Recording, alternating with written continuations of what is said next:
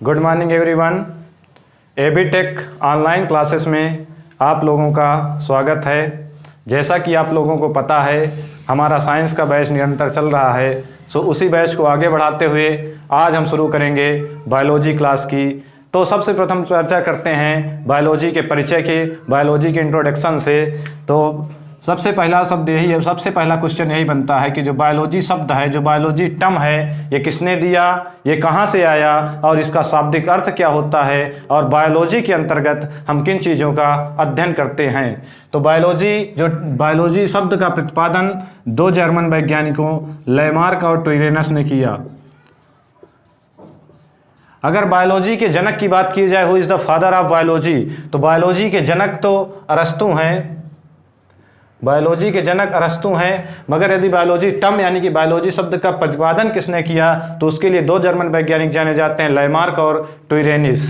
और इसके बाद बात करते हैं कि जो बायोलॉजी शब्द है उसका शाब्दिक अर्थ क्या होता है। तो बायोलॉजी शब्द ग्रीक भाषा का शब्द है जो कि दो शब्दों से मिलकर बना हुआ है। इस पे जो पहला शब्द आता है वो है बायोस और दूसरा शब्द है लागस। बायोस का हिंदी अर्थ होता है लिविंग, लिविंग बोले तो सजीव, और लागस का अर्थ होता है टू स्टडी, टू स्टडी बोले तो अध्ययन। अर्थात विज्ञान की वह शाखा जिसके अंतर्गत हम सजीवों का अध्ययन करते हैं, लिविंग्स का अध्ययन करते हैं, उसे जीव विज्ञान कहा जाता है। क्योंकि जीव विज्ञान शाखा किसकी है, साइंस की शाखा है, इसलिए हम इस पे जोड़ सकते हैं कि विज्ञान की वह शाखा जिसके अंतर्गत हम सजीवों का अध्ययन करते हैं उसे जीव विज्ञान कहते हैं। जीव विज्ञान शब्द का प्रतिपादन जैसा कि मैंने बताया आपको लैमार्क और टोयरेनस ने किया।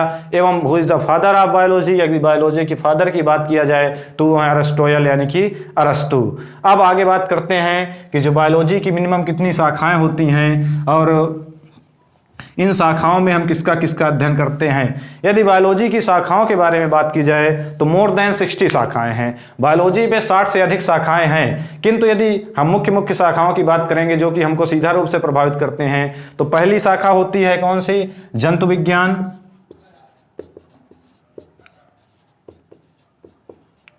दूसरी शाखा होती है वनस्पति विज्ञान,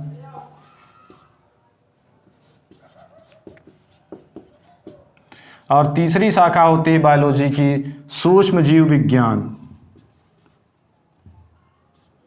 सूक्ष्म जीव विज्ञान।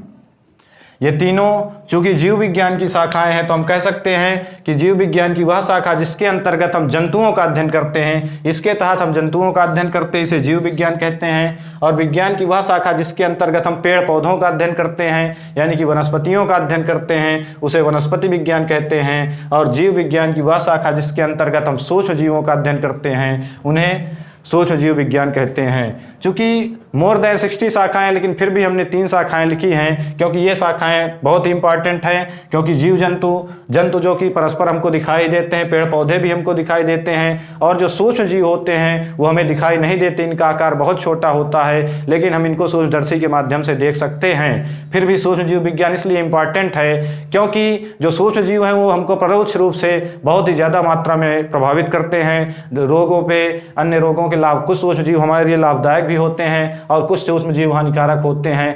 कहने का मतलब ये है कि जो सूक्ष्म जीव होते हैं वो परोक्ष रूप से हमको या सीधे रूप से हमको प्रभावित करते हैं। फॉर एग्जाम्पल, अगर हम एक सांस लेते हैं तो लगभग 1 से 5 लाख बैक्टीरिया या वायरस हमारे अंदर जाते हैं, और जब हम सांस छोड़ते हैं तो बाहर आते हैं। यदि मैं तालाब के 1 बूंद जल की बात करूं तो तालाब के 1 बूंद जल में लगभग 5 लाख अमीबा पाए जाते हैं। तो सूक्ष्म जीव भले दिखाई ही नहीं देते, लेकिन हमारे जीवन में या हमारे दैनिक जीवन में उनका विशेष महत्व है, इसलिए हम 3 शाखाओं को लेकर चल रहे हैं। तो अगर इनके जनक की बात की जाए यानी कि जंतु विज्ञान के जनक कौन है, तो जंतु विज्ञान और जीव विज्ञान दोनों का जनक पूछा जाए तो इनमें दोनों में कौन है, अरिस्टोटल यानी कि अरस्तु।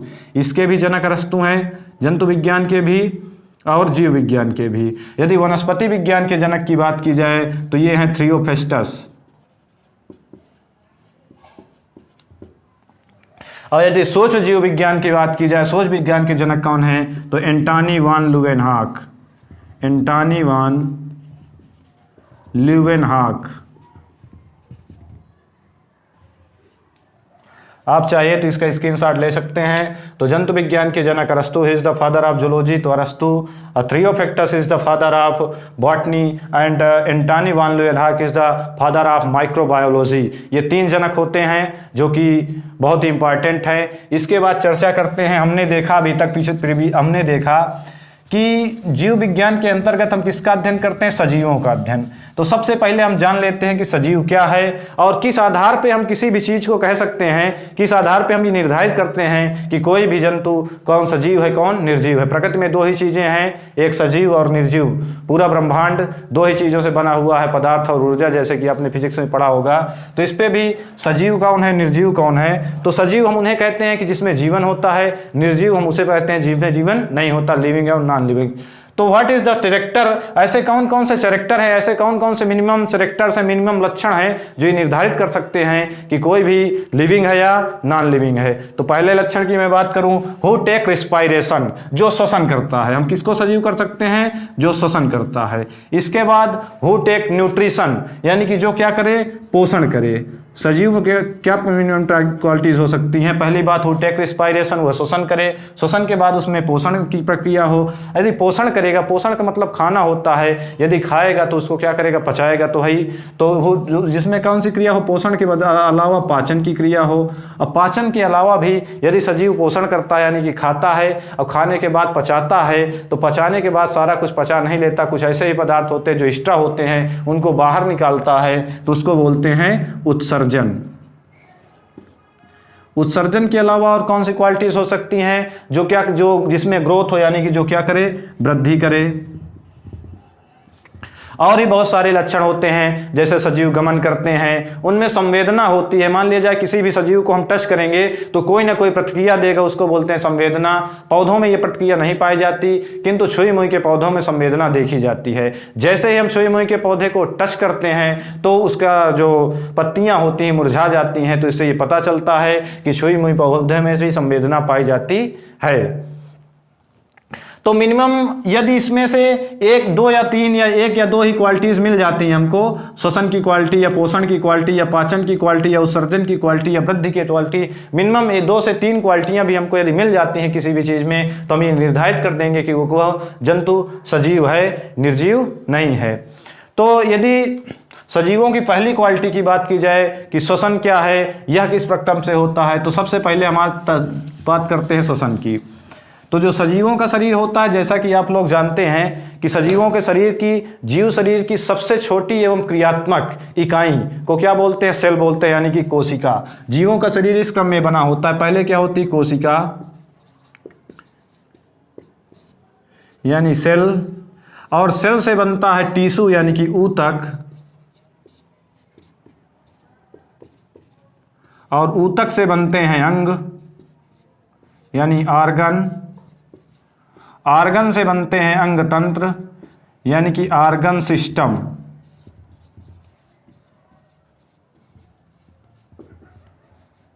और आर्गन सिस्टम से बनती है शरीर यानी कि बॉडी।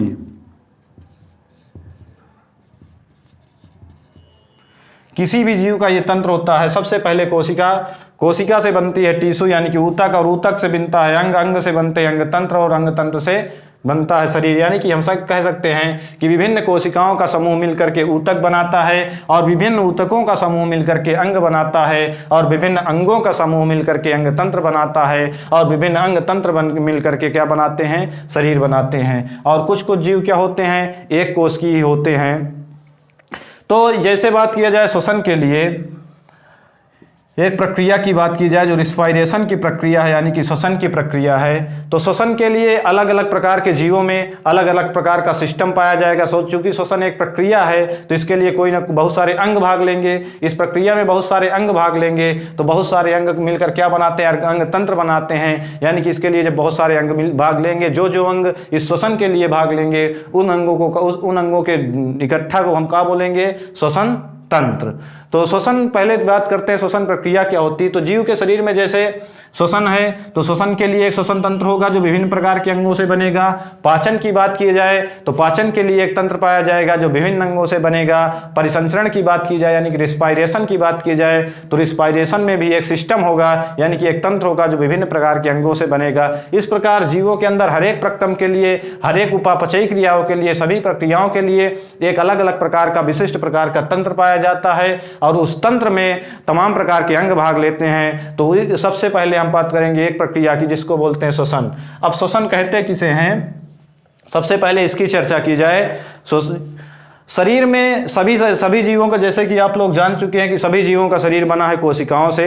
तो शरीर की कोशिकाओं को अपनी उपापचयी रासायनिक प्रक्रियाओं के लिए ऊर्जा की आवश्यकता होती है। जैसा कि आप जानते हैं कि प्रत्येक जीव कोई ना कोई कार्य करता रहता है। अब जब वह कार्य करेगा तो उसके शरीर की ऊर्जा की हानि होगी। आपने पढ़ रखा होगा फिजिक्स में कि कार्य करने से ऊर्जा की हानि होती है। तो जो भी शरीर की कोशिकाओं में हर एक जीव को अपनी उपापचयी प्रक्रियाओं को पूरा करने के लिए ऊर्जा को आवश्यकता होती है। अब यह ऊर्जा उसको कहाँ से मिलती है, तो यह ऊर्जा उसको मिलती है भोजन के आक्सीकरण द्वारा। मात्र पोषण द्वारा या खाना खाने से ऊर्जा नहीं मिलती, ना ही भोजन के पाचन द्वारा ऊर्जा मिलती है। ऊर्जा मिलती है किसके द्वारा, जो पचा हुआ भोजन होता है यानी कि लास्ट उत्पाद यानी ग्लूकोज के आक्सीकरण द्वारा, यानी कि भोजन के पाचन के बाद जो भोजन का लास्ट उत्पाद बनेगा टूटने के बाद कार्बनिक पदार्थ जो कि ग्लूकोज होता है, जब ग्लूकोज का ऑक्सीकरण होता है तो ऑक्सीकरण के फलस्वरूप ऊर्जा की प्राप्ति होती है। इसीलिए ग्लूकोज को, एक बात याद रखिएगा, इसीलिए ग्लूकोज को कोशिकीय ईंधन कहा जाता है। जो आपका ग्लूकोज होता है, एग्जाम में ये क्वेश्चन डायरेक्ट पूछा जाता है कि ग्लूकोज को क्या कहा जाता है, तो ग्लूकोज को बोला जाता है कोशिकीय ईंधन। ऐसे भी पूछा जा सकता है कि कोशिकीय ईंधन की संज्ञा किसको दी गई है, तो कोशिकीय ईंधन की संज्ञा किसे दी गई है, ग्लूकोज को दी गई है। अब प्रोसेस क्या होता है, जो सजीव में जीवन की अत्यंत महत्वपूर्ण प्रक्रियाओं में जैविक क्रिया है या श्वसन जो प्रक्रिया है या सभी जीवों के लिए एक अति महत्वपूर्ण प्रक्रिया है। अब बात करते हैं श्वसन की परिभाषा की कि श्वसन की परिभाषा क्या होती है।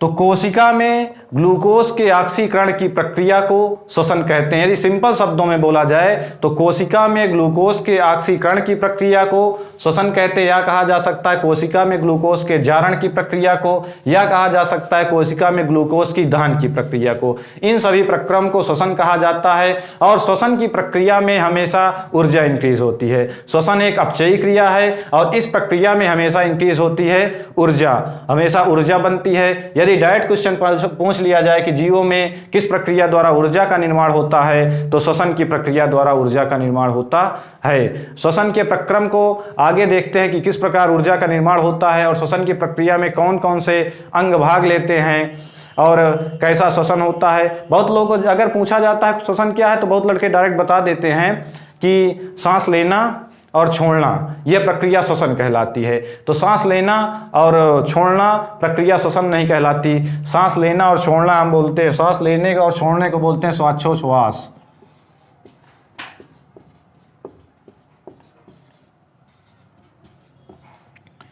इसको बोलते हैं श्वासोच्छ्वास। और श्वासोच्छ्वास के प्रक्रम में दो चीजें होती हैं। पहला चीज क्या होती है, निःश्वसन। दो चीजें भाग लेती, निःश्वसन और निःश्वसन। वायुमंडल से वायु को अंदर लेना, जो हम नासा छिद्रों द्वारा वायुमंडल से वायु को अंदर लेते हैं उस प्रक्रम को बोलते हैं निःश्वसन, यानी कि अंदर लेना, और जो बाहर निकालते हैं उस प्रक्रम को बोलते हैं निःश्वसन।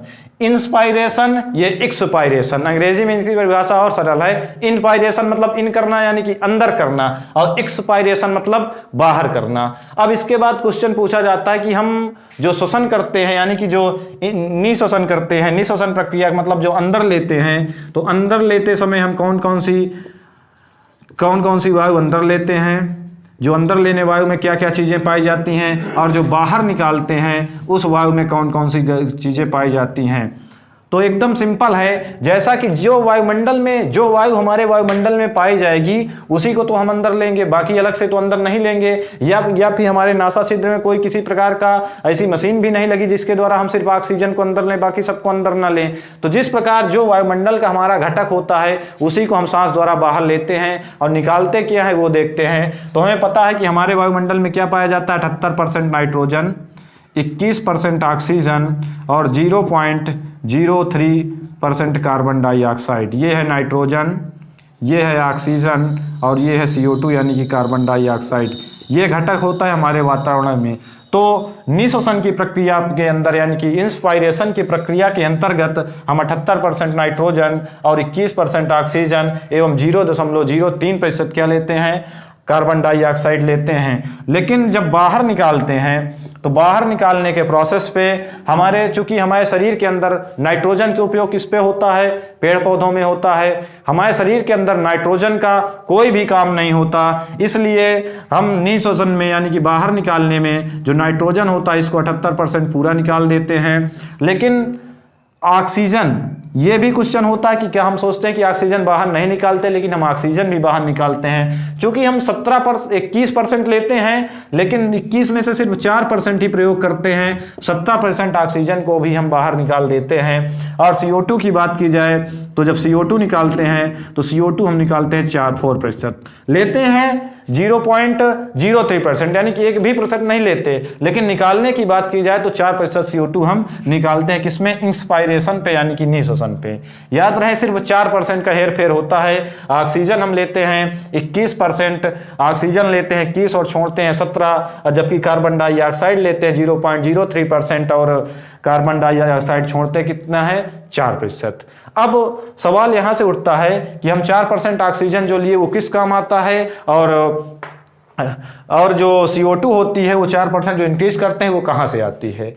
तो ये चीज़ आती है भोजन के दहन में, क्योंकि आप लोगों को पता है कि दहन में यानी कि जारण में दहन में किसकी आवश्यकता होती है, ऑक्सीजन की आवश्यकता होती है। बिना ऑक्सीजन के दहन की प्रक्रिया नहीं हो सकती, इसलिए हम भोजन के दहन के लिए यानी कि ग्लूकोज के दहन के लिए ऑक्सीजन का उपयोग करते हैं। लेकिन जब ग्लूकोज का दहन किया जाता है तो उस प्रक्रम में कुछ चीज़ें बनती हैं। पहली चीज़ क्या बनती है, जल बनता है और कार्बन डाइऑक्साइड बनती है, और क्या किसका निर्माण होता है, ऊर्जा का निर्माण होता है। और ऊर्जा का निर्माण हमारे शरीर के अंदर ऊर्जा को संचित किया जाता है किसके अंदर, माइटोकॉन्ड्रिया के अंदर। आप लोगों ने पढ़ा होगा कि हमारे शरीर में ऊर्जा को संचित कहां पे किया जाता है, तो माइटोकॉन्ड्रिया के अंदर किया जाता है। इसीलिए कहा गया है mitochondria is the powerhouse of cell. Mitochondria कोशिका का विद्युत ग्रह है। लेकिन जो ऊर्जा बनती है वो किस रूप में बनती है, तो एटीपी के रूप में बनती है। एटीपी के रूप में माइटोकॉन्ड्रिया में ऊर्जा संचित होती है। ऊर्जा स्टोर होती है माइटोकॉन्ड्रिया में, लेकिन किस रूप में संचित होती है, किस रूप में स्टोर होती है, तो एटीपी के रूप में स्टोर होती है यानी कि एडेनोसिन ट्राइफॉस्फेट। तो इसीलिए एटीपी को बोला जाता है ऊर्जा का सिक्का। कई बार एग्जामों में ये भी क्वेश्चन आते हैं कि ऊर्जा का सिक्का किसे बोलते हैं, तो एटीपी को ऊर्जा का सिक्का बोलते हैं और कोशिका का शक्ति ग्रह बोलते हैं किसको, माइटोकॉन्ड्रिया को। अब हम देखेंगे समीकरण के माध्यम से कि किस प्रकार इस समीकरण में देखेंगे किस प्रकार ऊर्जा का निर्माण होता है, किस प्रकार कार्बन डाइऑक्साइड का निर्माण होता है और किस प्रकार एटीपी का निर्माण होता है, किस किस प्रकार का श्वसन होता है। तो चलते हैं हम श्वसन के प्रकार की तरफ। तो हम इतना जान चुके हैं कि कोशिका में भोज्य पदार्थों के ऑक्सीकरण को श्वसन कहा जाता है और श्वसन क्रिया के फलस्वरूप सभी जीवों में ऊर्जा का निर्माण होता है। अब देखते हैं टाइप ऑफ श्वसन, इसका आप स्क्रीनशॉट ले सकते हैं। अब देखते हैं टाइप ऑफ रिस्पायरेशन यानी कि श्वसन के प्रकार।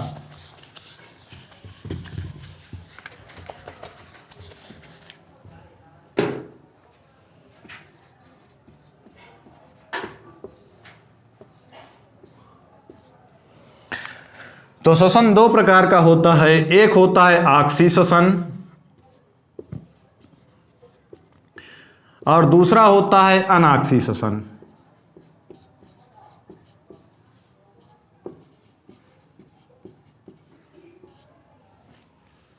एक होता है ऑक्सी श्वसन और दूसरा होता है अनऑक्सी श्वसन।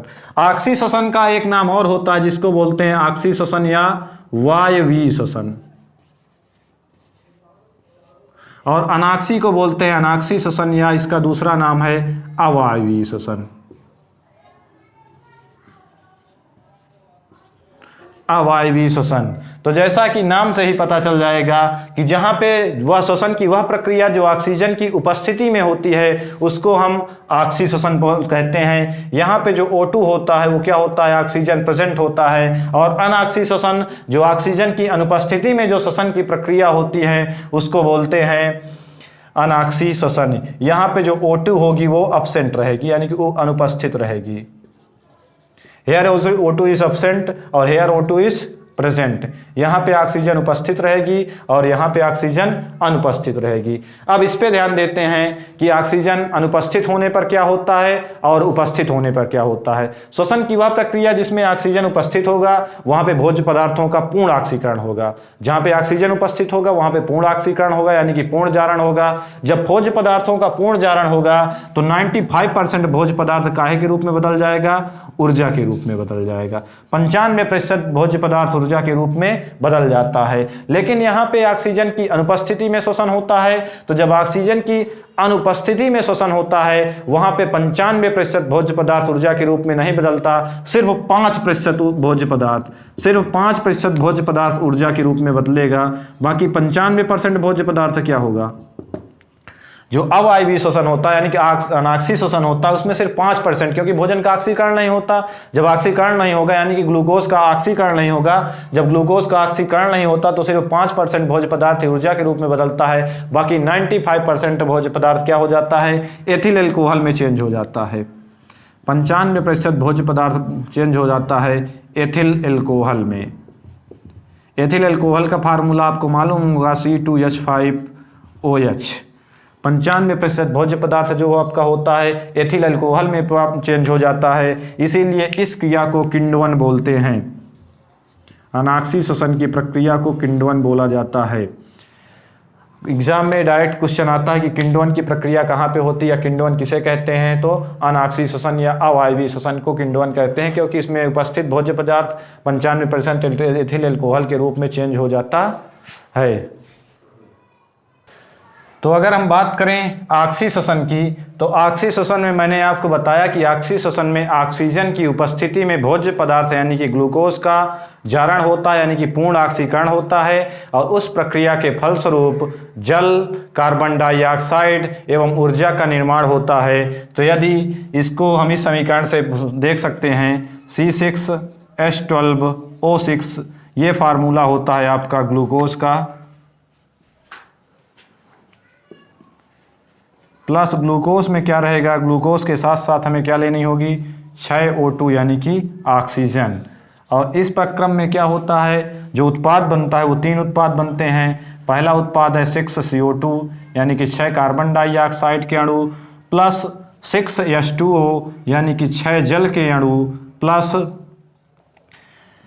38 ATP ऊर्जा, 38 ATP ऊर्जा यानी कि एडेनोसिन ट्राइफॉस्फेट। मैंने पहले ही आपको बताया कि शरीर में ऊर्जा किसके माध्यम से स्टोर होती है, एटीपी के माध्यम में यानी कि एडेनोसिन ट्राइफॉस्फेट के रूप में। और कहाँ स्टोर होती है, माइटोकॉन्ड्रिया में। यदि 38 एटीपी ऊर्जा को हम किलो कैलोरी में चेंज करें तो आएगा कितना, 686 किलो कैलोरी, 686 किलो कैलोरी। ये प्रोसेस होता है किसका, ऑक्सी श्वसन का। तो जैसा कि हम जानते हैं कि ऑक्सी श्वसन में 6 CO2 की ज़रूरत होती है और 6 कार्बन डाइऑक्साइड के अणु मुक्त होते हैं। जल का उपयोग भी हमारे शरीर में हो जाता है, ऊर्जा का उपयोग भी कर लिया जाता है। बाकी जो ज़्यादा ऊर्जा होती है उसको ATP के रूप में संचित कर लिया जाता है। और हम देखते हैं कि कभी कभी हमको खाना टाइम से नहीं मिलता तो इसके बाद आधा 1-2 घंटे बाद ऐसा लगता है कि भूख चली गई, तो वो जो संचित ऊर्जा होती है जो ATP के रूप में पहले से स्टोरेज होती है उसी को ATP के रूप में चेंज करने के बाद वो ऊर्जा हमको मिल जाती है। इस कारण से उस समय हमारी भूख मर जाती है। तो इस प्रोसेस पे 6O2 की ज़रूरत होती है और 6 CO2 इंक्रीज होती है। इसीलिए हम लिए गए जो हम लेते हैं निःश्वसन में यानी कि इंस्पायरेशन पे 70% ऑक्सीजन लेते हैं, और लेकिन जो कार्बन डाइऑक्साइड है उसको 0.003% लेते हैं, लेकिन छोड़ते कितना है, 4%। वो कार्बन डाइऑक्साइड कहाँ से आती है, यहाँ से आती है।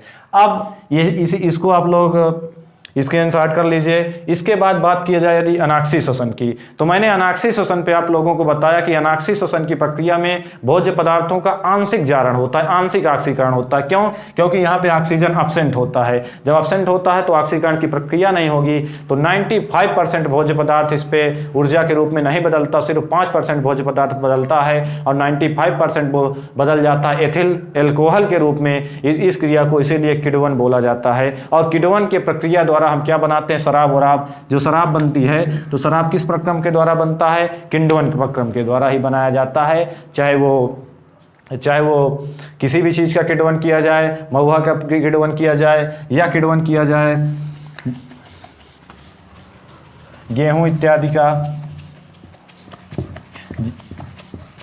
जैसे जौ का किण्वन करके हम क्या बनाते हैं? जौ के किण्वन द्वारा बियर बनाई जाती है। तो किण्वन की प्रक्रिया द्वारा ही शराब वराब का बनाया जाता है, क्योंकि इस प्रोसेस पे 95% भोज्य पदार्थ जो अल्कोहल के रूप में चेंज हो जाता है। तो यदि अनाक्षी श्वसन की बात की जाए तो अनाक्षी श्वसन का प्रोसेस ये होता है। इस पर क्या होता है? मान लिया जाए ये भोज्य पदार्थ है ग्लूकोज C6H12O6, तो ये भोज्य पदार्थों में क्या होगा? इस पे आंशिक ऑक्सीकरण होगा। तो आंशिक ऑक्सीकरण में पहला उत्पाद क्या बनेगा? C2H5OH यानी कि एथिल एल्कोहल।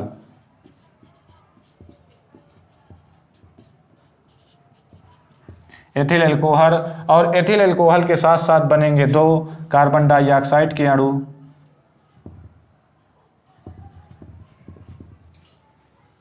और इस पे यदि ऊर्जा की बात की जाए कि इस पे ऊर्जा कितनी मिलती है, तो इस पे ऊर्जा मुक्त होती है 2 ATP ऊर्जा। 2 ATP ऊर्जा के अणु मुक्त होते हैं। और 2 ATP ऊर्जा के अणु का मतलब होता है 2 ATP ऊर्जा को यदि हम किलो कैलोरी में चेंज करें तो कितने किलो कैलोरी आएगी? 34 किलो कैलोरी।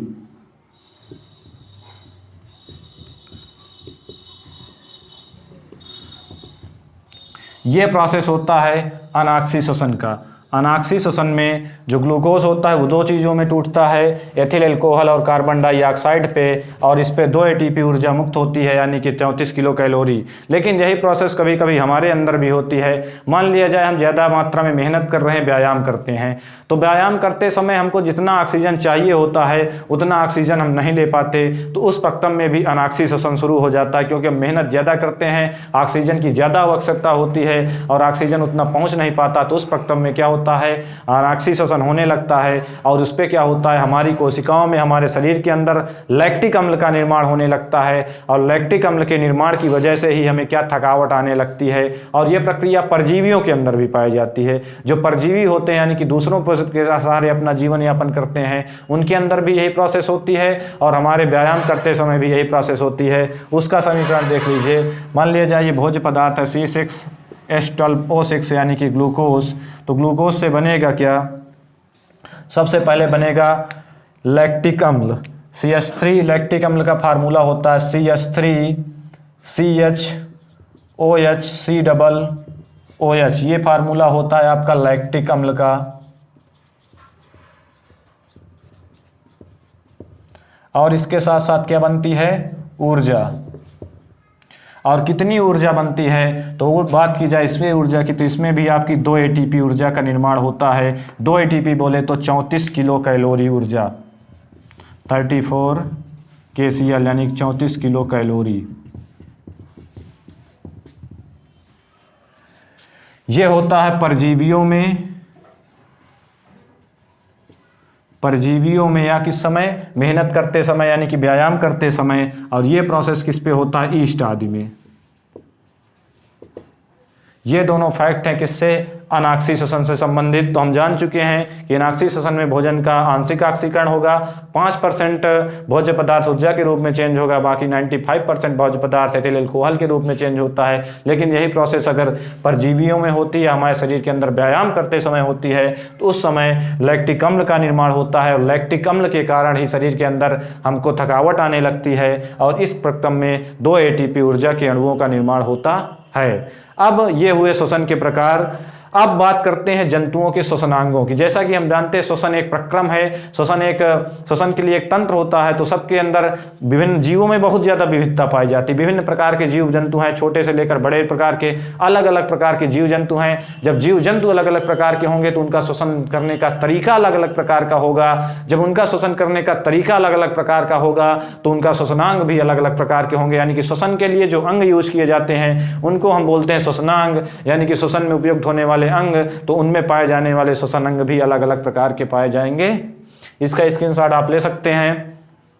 अब बात करते हैं जंतुओं के श्वसनांग की।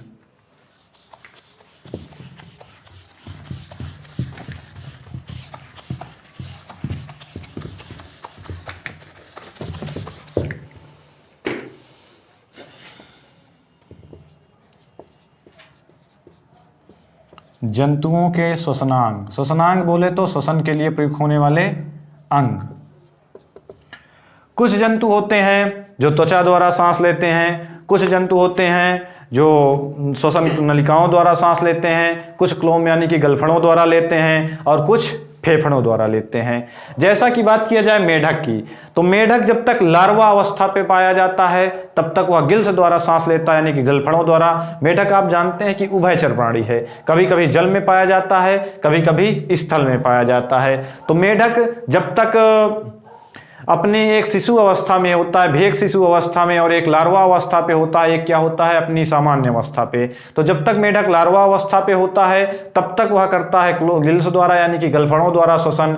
इसके बाद जब वह मिट्टी के अंदर होता है तो सुषुप्तावस्था में होता है, उस समय वह त्वचा द्वारा श्वसन करता है। जब मिट्टी के अंदर होगा मेढक तब त्वचा द्वारा श्वसन करेगा, और जब लार्वा अवस्था में होगा तब वह क्लोम द्वारा श्वसन करेगा, गलफड़ों द्वारा। लेकिन जब वह जल के अंदर होगा तब वह फेफड़ों द्वारा श्वसन करता है। मेढक, ये तीनों चीज याद रखिएगा, मेढक तीनों प्रोसेस पे श्वसन करता है। जल में रहेगा तो फेफड़ों द्वारा श्वसन करेगा। फेफड़ों द्वारा कब श्वसन करेगा? जब वह जल में होगा। और लेकिन जब जमीन पे होगा, सुषुप्तावस्था पे होगा, जमीन के अंदर जब होगा तो उस समय वह त्वचा द्वारा श्वसन करेगा। लेकिन जब लार्वा अवस्था में पाया जाता है मेढक, लार्वा से ही मेढक विकसित होता है, उस समय वह गिल्स द्वारा यानी कि गलफड़ों द्वारा श्वसन करता है। 3 अवस्थाओं में 3 प्रकार से श्वसन करता है। और जो छोटे छोटे जीव होते हैं संघ आर्थ्रोपोडा के कीट पतंग, उन सभी में श्वसन के लिए श्वसन नाल पाई जाती है। और लेकिन बात करें, सबसे पहले हम बात करते हैं जो जंतु विकसित हैं उनमें श्वसन के लिए कोई ना कोई अंग पाया जाता है। लेकिन जो अविकसित जंतु हैं जो कि सिर्फ एक कोशिका के हैं, जैसे बात करते हैं जगत मुनेरा, जगत प्रोटिस्टा। जगत मुनेरा और जगत प्रोटिस्टा में सिर्फ एक कोश की जंतु पाए जाते हैं। तो एक कोश की जंतु है, उनका पूरा शरीर एक कोशिका का बना होता है, और कोशिका इतनी छोटी होती है कि हम उसका आकार कितना होता है 0.5 माइक्रोन से लेकर 0.20 माइक्रोन, इतनी छोटी कोशिका होती है। समझ लीजिए, मैंने पहले ही बताया कि अमीबा एक कोश की जंतु है, और एक कोश की जंतु अमीबा है। जल की एक बूंद में 5 लाख अमीबा होते हैं, फिर भी वो हमको दिखाई नहीं देते। अब 5 लाख है, दिखाई नहीं देते, इसका मतलब बहुत छोटे होंगे। अब जब बहुत छोटे होंगे तो उनके लिए श्वसन अंग कैसे होंगे, वो कैसे श्वसन करते होंगे, उनका कहाँ अंग पाया जाएगा, क्योंकि वो तो सिर्फ एक ही कोशिका के बने हैं। तो एक कोश की जंतु सांस कहाँ से लेते हैं? कोशिका कला या कोशिका झिल्ली द्वारा। जो एक कोश की जंतु होते हैं, एक कोश की जंतु कहाँ से सांस लेते हैं? कोशिका कला या कोशिका झिल्ली द्वारा। कोशिका कला या कोशिका झिल्ली द्वारा। बात की जाए एक कोश की जंतुओं की, उदाहरण की बात की जाए, अमीबा है, पैरामीशियम है, स्पंज है, चपटे कृमि है, इन सब में कोशिका कला या कोशिका झिल्ली द्वारा सांस लिया जाता है। इसके बात करें यदि त्वचा द्वारा, कि त्वचा द्वारा कौन कौन से जंतु सांस लेते हैं, तो त्वचा द्वारा पाइला हो गया, जो हमारा पाइला होता है वो भी त्वचा द्वारा सांस लेता है। मेढक को भी मैंने बताया कि त्वचा द्वारा सांस लेता है। एवं केचुआ, मेढक,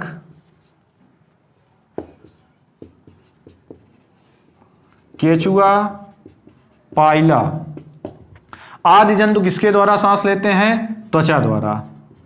मेढक, केचुआ और पाइला ये सब किसके द्वारा सांस लेते हैं? त्वचा। इनके शरीर पे कोई भी श्वसन अंग नहीं पाया जाता, ये किसके द्वारा? अपनी त्वचा के द्वारा ही सांस लेते रहते हैं। इसके बाद जो जलीय जंतु होते हैं मुख्य रूप से, जैसे मछलियां की बात की जाए, विकसित अवस्था में मेढक के भेक शिशुओं की बात की जाए, जलीय कीटों की बात की जाए, यानी कि जलीय कीट और मेढक का भेक शिशु, मेढक का भेक शिशु, मछलियां, इनमें सब किसके द्वारा सांस होता है? तो इनमें सब सांस किसके द्वारा ली जाती है? एक अंग पाया जाता है जिसको बोलते हैं गलफड़ों द्वारा। गलफड़ों द्वारा, किसके द्वारा? गलफड़ों द्वारा, या बोलते हैं गिल्स। गलफड़ों को क्या बोला जाता है इंग्लिश पे? गिल्स द्वारा। जितने ही जलीय कीट रहेंगे, या मेढक का भेक शिशु रहेगा, या मछलियां होंगी, इनमें श्वसन के लिए एक विशेष अंग पाया जाता है, वो होता है गलफड़े यानी कि गिल्स। इसके द्वारा ये जल में घुली ऑक्सीजन को ग्रहण करते हैं और ऑक्सीजन को ग्रहण करने के बाद जल को फिर से शरीर से बाहर निकाल देते हैं। इसके बाद जो संघ आर्थ्रोपोडा के कीट हैं, जो हमारा संघ आर्थ्रोपोडा, एक क्वेश्चन बहुत एग्जाम में पूछा जाता है कि सबसे बड़ा संघ कौन सा है? तो सबसे बड़े संघ की चर्चा की जाए तो सबसे बड़ा संघ होता है हमारा आर्थ्रोपोडा, संघ आर्थ्रोपोडा। संघ आर्थ्रोपोडा में पाए कौन कौन जाते हैं? तो जितने भी कीट पतंग हैं, मच्छर, कीट, काकरोच, चींटी, जितने भी छोटे छोटे कीट पतंग ये सारे किस में आते हैं? संघ आर्थ्रोपोडा में आते हैं। इसलिए जंतु जगत का सबसे बड़ा संघ क्या है? संघ आर्थ्रोपोडा। तो संघ आर्थ्रोपोडा के जो जंतु होते हैं वो भी छोटे छोटे होते हैं। तो संघ आर्थ्रोपोडा के जंतु किसके द्वारा सांस लेते हैं? तो इनमें श्वसन के लिए एक अंग पाया जाता है, श्वसन नाल।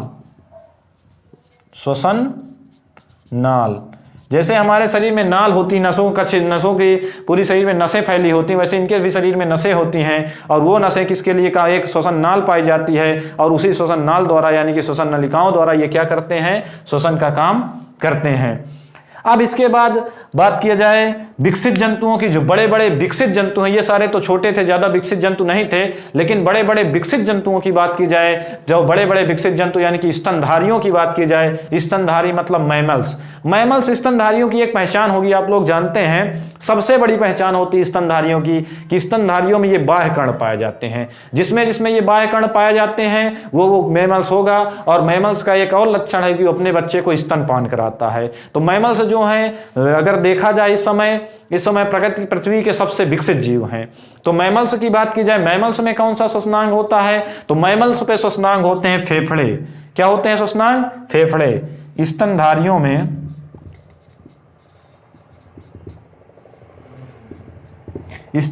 में मुख्य श्वसनांग क्या होते हैं? फेफड़े। ये करेंगे फेफड़ों द्वारा श्वसन। ये थे मुख्य श्वसनांग जो कि एग्जाम में पूछे जा सकते हैं। पहली बात, जलीय कीट भेक शिशु गलफड़ों द्वारा, संघ आर्थ्रोपोडा के कीट श्वसन नाल द्वारा, स्तनधारी यानी कि मनुष्य की बात की जाए, कुत्तों की बात की जाए, और मेढक की भी बात की जाए, बड़े बड़े विकसित मेढकों की बात की जाए, गाय भैंसों की बात की जाए, ये सब स्तनधारी हैं, बच्चों को स्तनपान कराने वाले हैं। तो इसमें किसके द्वारा श्वसन की प्रक्रिया होती है? तो फेफड़ों के द्वारा। ये था आपका कि जंतुओं के श्वसनांग के बारे में, आप इसका स्क्रीनशॉट ले सकते हैं। तो अभी तक आज की क्लास के लिए हम इतना ही रखते हैं। अब अगली क्लास पे हम अन्य जो मुख्य जंतु हैं या मानव, सबसे मुख्य इंपॉर्टेंट सबसे चीज़ है जो आपको पढ़ना है, मानव के श्वसन तंत्र की। अब कल हम मानव के श्वसन तंत्र की विस्तृत रूप से चर्चा करेंगे। जो श्वसन के लिए श्वसन का मार्ग होता है यानी कि वायु मार्ग होता है, वायुनाल होता है, उसके अंतर्गत कौन कौन से अंग आते हैं, किस अंगों का काम क्या होता है, मनुष्य कितनी वायु लेता है, कितनी छोड़ता है, फेफड़ों की क्षमता क्या होती है, ज़्यादा इंपॉर्टेंट फैक्ट्स की चर्चा करेंगे एक एक अंगों की। मिलते हैं अगले वीडियो में। सभी को धन्यवाद।